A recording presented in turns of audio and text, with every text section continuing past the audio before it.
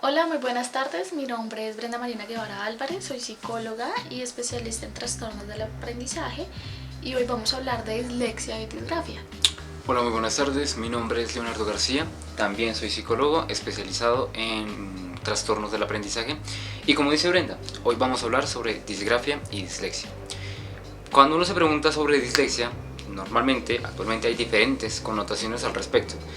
Y se podría encontrar como denominador en común que la dislexia es una dificultad para la lectura, que puede afectar diferentes componentes de la misma, como lo son la velocidad, la comprensión, la decodificación, entre muchas más.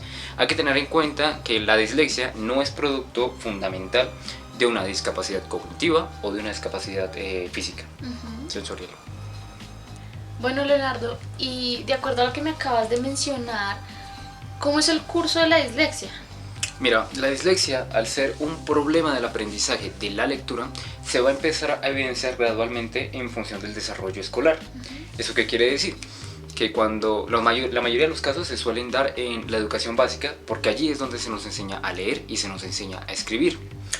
Ahora, el problema se hace progresivamente más grande en función del desarrollo social y biológico. Hay algunos textos que indican que la detección temprana de la dislexia ayuda a un buen pronóstico, ¿sí? Sin embargo, hay algunos casos en donde la dislexia dura toda la vida. Además de eso, se puede encontrar cierta sintomatología en la dislexia, como por ejemplo, alteraciones en el ritmo de la lectura como la bradilexia y la taquilexia. También podemos encontrar que estas personas suelen hacer sustituciones semánticas, también pueden hacer lectura imaginativa, dentro de muchas otras cosas más. Se les dificulta mucho la organización de su lenguaje intraverbal, tienen poco vocabulario en algunos casos, y además de eso tienen una baja comprensión lectora. Bueno, Leonardo, y de acuerdo a lo que nos has comentado, según el DSM-4, ¿cómo se diagnosticaría la dislexia? Ok, el DSM-4 básicamente tiene 3 criterios para diagnosticar dislexia.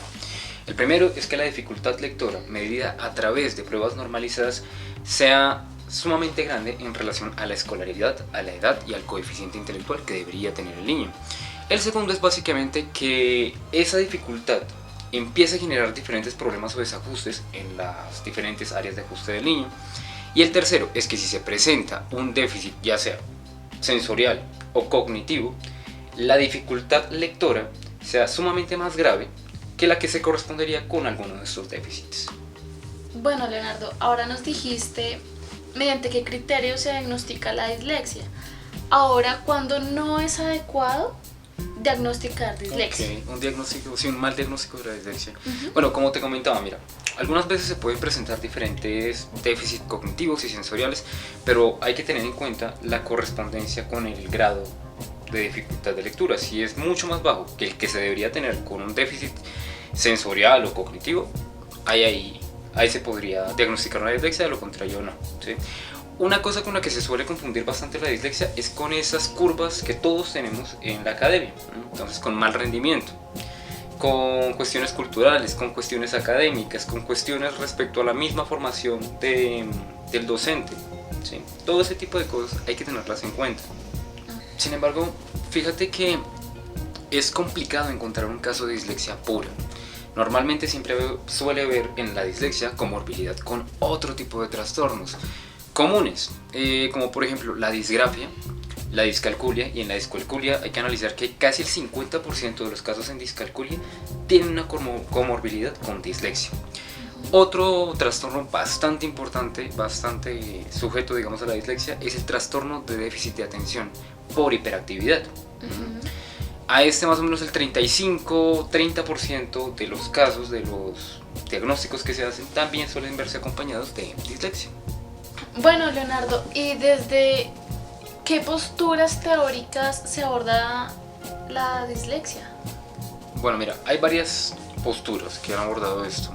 Está la neuropsiquiatría, la medicina y la genética, la psicología del aprendizaje, la psicología cognitiva, y de la psicología cognitiva se derivó una teoría, una explicación muy importante, que era la teoría del déficit fonológico. A mí me gustaría que hicieras énfasis en la postura neuropsiquiátrica y en la cognitiva. ¿Cómo es eso?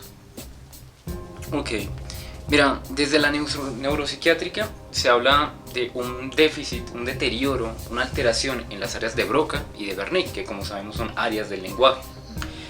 Digamos que a esta teoría también se le suma la teoría de la medicina y la genética, que dicen que en el cromosoma 15 y en el cromosoma 6 se han presentado alteraciones que generan posteriormente un déficit madurativo en dichas áreas. Ahora bien, la cognitiva, que es la más importante, pues ya sabemos que ahí se habla muchísimo de memoria, hay dificultades en la memoria, a corto plazo, a largo plazo, sobre todo en la memoria de trabajo. Hay dificultades también en la atención y como te dije, se deriva el déficit cognitivo, la teoría del déficit cognitivo que fue muy aceptada. Y esta habla básicamente de que hay un serio problema en el reconocimiento y la relación, en establecer la relación entre los grafemas y los fonemas, ¿no? Y que la información fonética realmente no permanece mucho tiempo en la memoria de trabajo. Leonardo, me están diciendo por interno que tenemos una llamada. No sé si la podemos responder. Sí, claro. ¿Andrés? ¿Aló? Sí. Hola Andrés, ¿cómo estás? Buenas tardes, ¿cómo están? Muy bien, gracias. ¿Y usted? Muy bien, muchas gracias. Doctores, una pregunta. Cuénteme. Lo que pasa es que estoy interesado en conocer qué pruebas utilizan para evaluar la dislexia. Ok, Andrés, mira, dentro de las pruebas normalizadas que están aprobadas para evaluar la dislexia están el EDIL, está el DSTJ, el PROLEC-R, que son básicamente pruebas que miden la lectoescritura y algunos de sus componentes, como por ejemplo la velocidad, la correspondencia entre grafemas y fonemas, la misma comprensión lectora, dentro de muchas otras cosas más. También puedes encontrar otro tipo de evaluaciones un poco más didácticas, como lo son las pruebas de reconocimiento, que es donde básicamente tú le colocas a un niño o una niña dentro de una sopa de letras, una ensalada de palabras, símbolos o letras y le exiges que busque uno en específico. Otras de habilidades fonológicas, en donde es muy sencillo, simplemente emites una palabra y le dices al niño que diga esa palabra al revés. Básicamente son pruebas de evaluación de la dislexia. Ok, Andrés, ¿te quedó clara la pregunta? Sí, doctor, muchas gracias. Ok. Doctor, ustedes al comienzo hablaron también sobre la disgrafia. Quisiera saber en qué consiste. Ok, el punto que toca Andrés es muy importante porque, como dijimos al principio del programa, vamos a hablar de dislexia y disgrafia. Y precisamente Brenda es la que se va a encargar de hablarnos de disgrafia. Entonces cuéntanos, Brenda, ¿qué es eso de la disgrafia? Bueno, Andrés y Leonardo, de acuerdo a la disgrafia o trastorno de la expresión escrita, como lo dice el DSM-4, es la característica esencial del trastorno de la expresión escrita. Okay.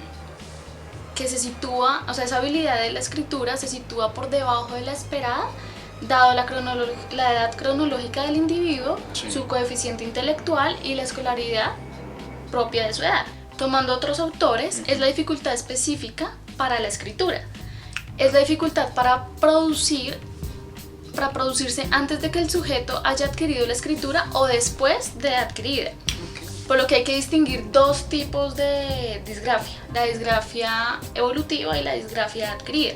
Bueno, cuéntanos, Brenda, ¿qué características tiene? ¿Qué lo caracteriza? Bueno, se observa una combinación de deficiencias en la capacidad del individuo para componer la elaboración de textos escritos. Se manifiestan errores gramaticales, de puntuación, en la elaboración de frases. Existe una organización muy pobre y existen errores múltiples de ortografía, una grafía completamente deficitaria.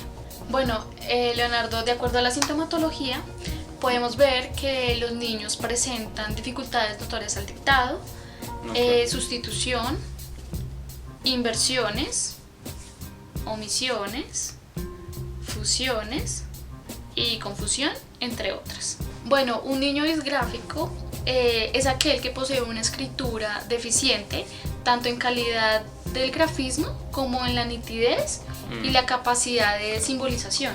Bueno, Brenda, teniendo en cuenta que la dislexia y la disgrafia son más o menos compatibles, ¿qué nos puedes decir acerca del curso?